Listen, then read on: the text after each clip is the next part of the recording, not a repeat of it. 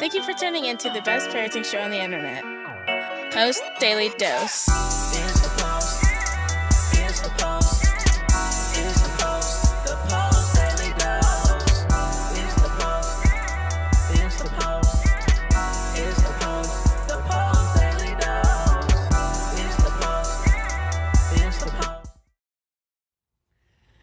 Hey, good evening, Facebook family. Welcome to another episode of Post Daily Dose with me, your trusted parenting advisor, faithful guide and servant on the healing journey. What's my name? Big Papa Brian+Post.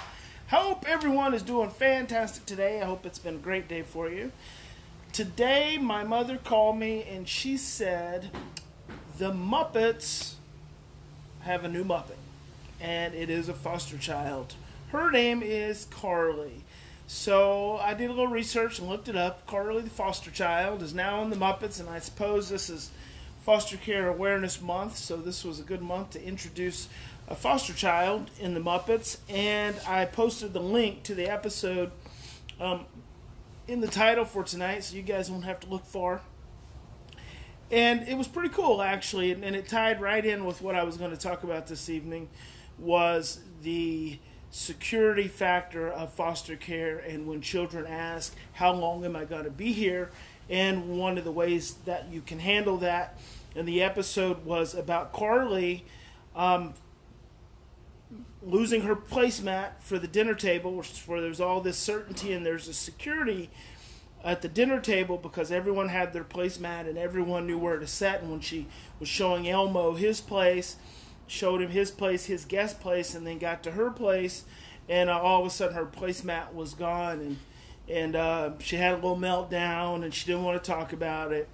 And the foster parents, the foster Muppets, said she's having a really hard time right now, and it's okay.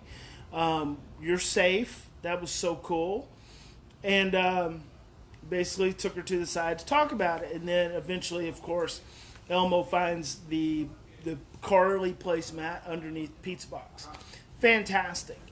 But what they referred to, so Elmo said, what's going on? They said Carly's having a hard time, and her family's having a hard time. She's missing her family, and we're Carly's right now parents.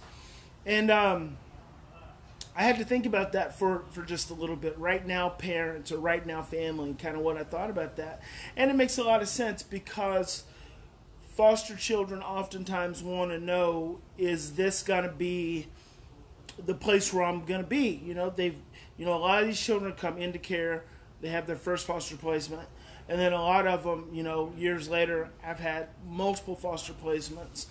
And the concept of a right now family, I feel like, is the most authentic, honest thing you can say to a child, especially if you're not their adoptive family. If you're not a foster adopt family, then you're the right now family, the right now parents, and your primary goal is to keep the child safe, to give her parents or their parents or what have you an opportunity to get better, pull their lives together before you go home, or to keep you safe and to help you feel secure and loved until they find a forever family for you. And so it's just an interesting concept because a lot of times foster parents struggle with, well, what do we tell our foster child, when they come into our home?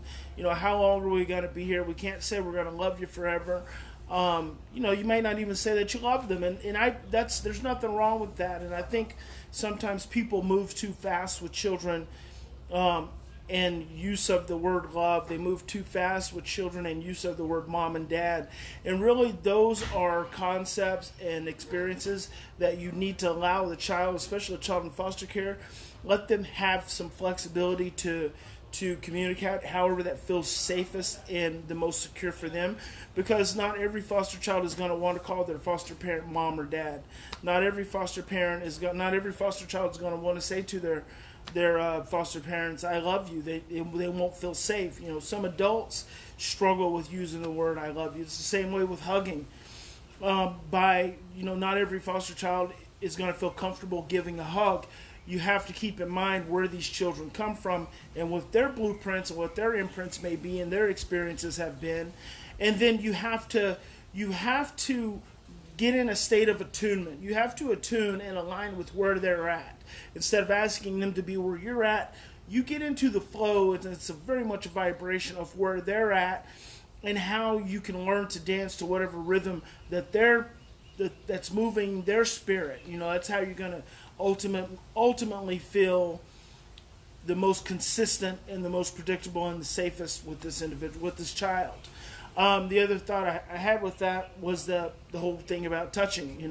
Not every child feels safe to be touched. They'll have had different experiences, and you won't know. And it's important as the right now family or the right now parents that when you say to a child, a foster child, our responsibility to you is to keep you safe. And I really believe that needs to be spoken right up front when you get a foster child in your home.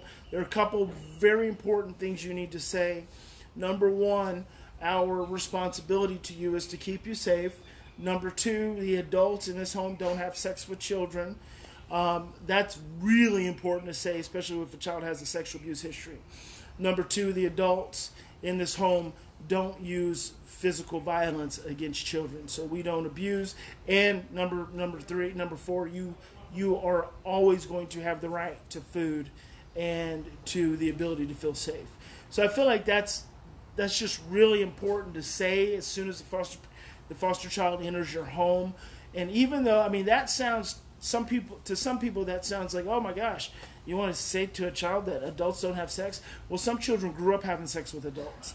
Some children have had sex with adults for years and years and years. So it's almost for them an expectation that it's going to happen.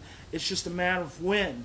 And so until you make that statement, adults in this home don't have sex with children, they live with a level of anxiety and insecurity that can actually create a lot of conflict and a lot of trouble. It can cause them to have sleepless nights. It can cause a lot of other issues.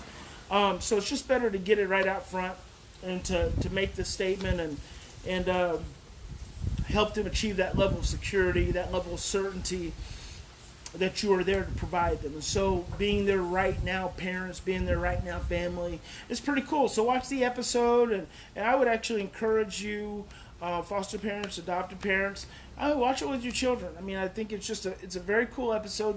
They pack a lot into just a little bit of an episode, and I don't know if it's going to be an ongoing thing. I assume it's such a sensitive issue. I imagine they're probably not going to be doing it on an ongoing basis. But yeah, watch the episode. Again, I put it right here in the title, the description for tonight, and I think it's going to be very valuable and very useful. So in closing, remember, we all have in any given situation, we always have two choices. We can continue to react and be overwhelmed and operate from stress, fear, and overwhelm, or we can stop, we can slow down, we can take 3 to 10 deep breaths, and we can choose love. And I hope you'll choose love. So God bless you. Big Papa loves you. And please, if you haven't already gotten your copy of From Fear to Love, go get it. Go to feartolovebook.com. Actually, there's another one. It's ftl.feartolovebook.com. That's also in the description. Just click on there. Go check it out. All you got to do is pay shipping and handling. Plus, I'm going to send you the audio as well. And so I know there's a bunch of you that still haven't gotten it, because we still have a bunch that need to go out, and I want you to have this book. I want you to take this book. I want you to read it. I want you to listen to the audio. I need you to get the repetition. Repetition is so very important. And then once you've got it, I want you to teach a class. I want you to invite a group of parents over. And this book is not just for adopted and foster parents.